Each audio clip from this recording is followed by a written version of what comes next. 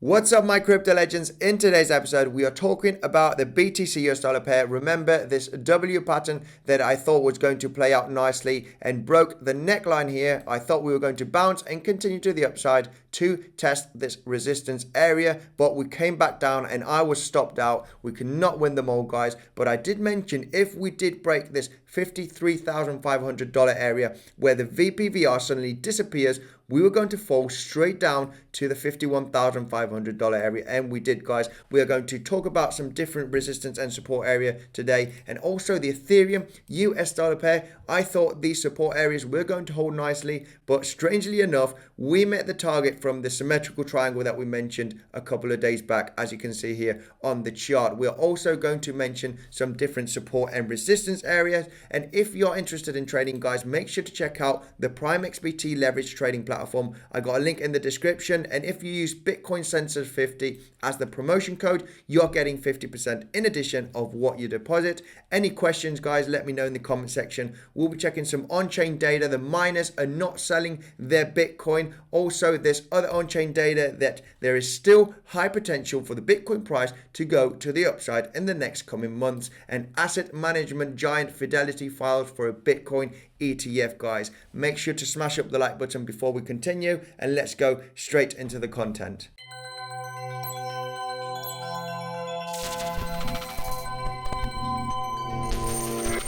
Hello there, Andy here, and welcome back to another episode of Bitcoinsensus, where you subscribe for the quickest technical analysis and news on Bitcoin, cryptocurrency, and the financial markets. I'm not a financial advisor, so don't buy or sell anything that I say, and if you do so, do your own research. And said this, let's go straight into the charts. All right, guys, taking a look at the 1 hourly chart here with the VPVR also, which is a great indicator. It shows you where the most volume has been traded. As you can see, it's looking a bit messy right now. We are just getting supported here by the $51,500 area. This was incredible resistance in the past, as I showed you here. This was when we formed this inverse shoulder, head and shoulder pattern.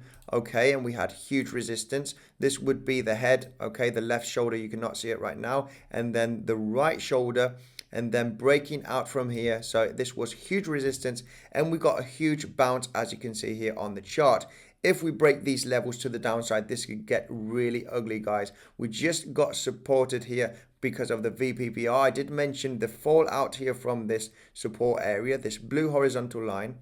If we broke to the downside, look, there was no volume at all here on the VPVR, and we fell straight away to the $51,500 range.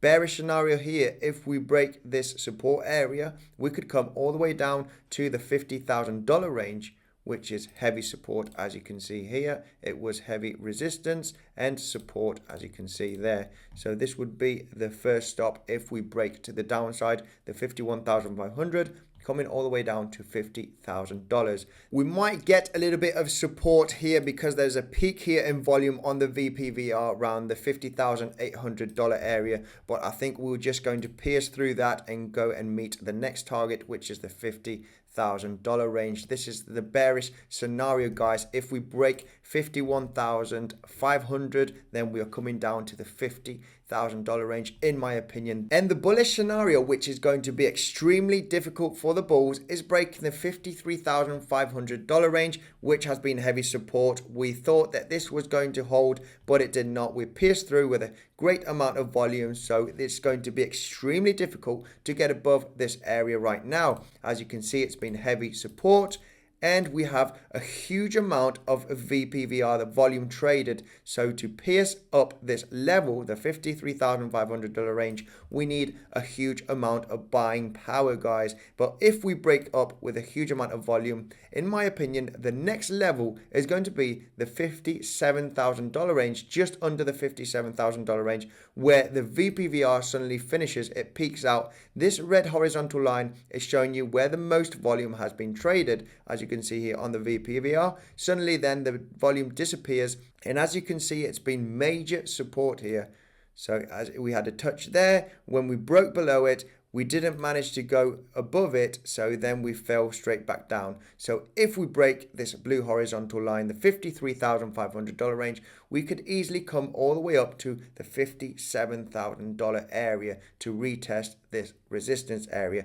Let's take a look at the Ethereum US dollar pair. Mentioned in the intro, the breakout from the symmetrical triangle met the target perfectly, as you can see here on the chart. We also mentioned yesterday about this potential bear flag, also the W pattern first. We saw this double bottom, and I thought we were going to break the neckline here, continue to the upside so we can meet the support area of this symmetrical triangle, turning it into resistance before we continue to the downside. But we did not break up, and this was like a bear flag also mentioned in yesterday's video.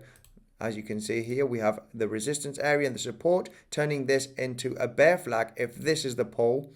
Okay, and we broke to the downside, and the measured move was mentioned yesterday, which would be the $1,550 range, which we met the target, as you can see also. Now, if we continue breaking to the downside of $1,550 range, there is no clear support area, as you can see on the chart. There is a lot of choppiness around this area, so there's no clear support. We could drop all the way down to this pink horizontal line, which is the $1,450 range, which is the all-time high of 2018 for Ethereum. And this could get really ugly if this doesn't hold, guys. We might still continue to the downside to retest this support area. But the bullish case scenario, well, what we need to do is break the last support areas, which would be the $1,650 range, the $1,725, as you can see here on the chart. So we need to break this area now.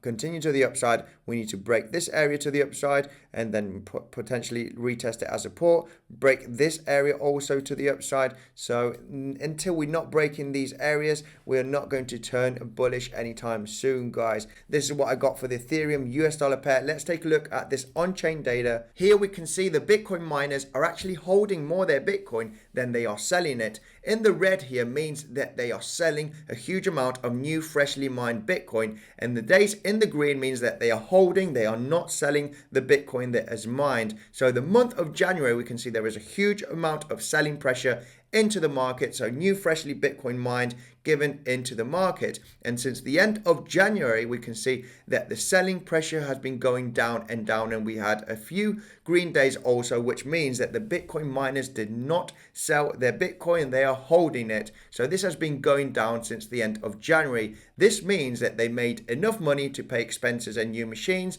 and also that they think that the Bitcoin price is actually going to go up in the near future. So I think this is very, very bullish. If the miners are not selling, this means that the price should go up in the near future, guys. Let's take a look at this chart. This is the reserve risk. I did show you this chart in the past, guys. Remember the last Bitcoin cycles, when they topped, the reserve risk was at 0.02, and we're currently at 0.008. As you can see, in 2013 and 2014, when the price of Bitcoin peaked, we can see the reserve risk here in the orange going into this red box territory, which is the 0.02 reserve risk.